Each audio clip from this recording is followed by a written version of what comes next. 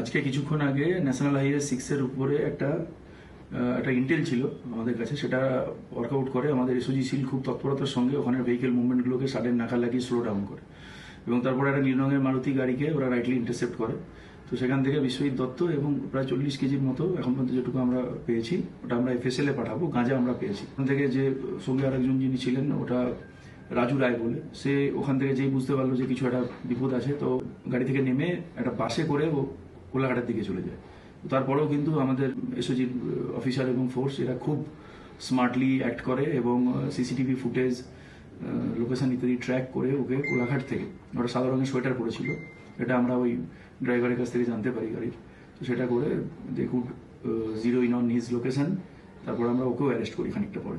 Procedure maintain করে ম্যাজিস্ট্রেটের প্রেজেন্সে সব ভিডিওগ্রাফির মাধ্যমে পুরো যেটা আছে এসবই মেনটেন করে এটা করা হচ্ছে।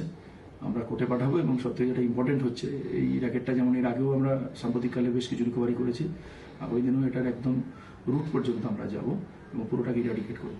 থ্যাংকস।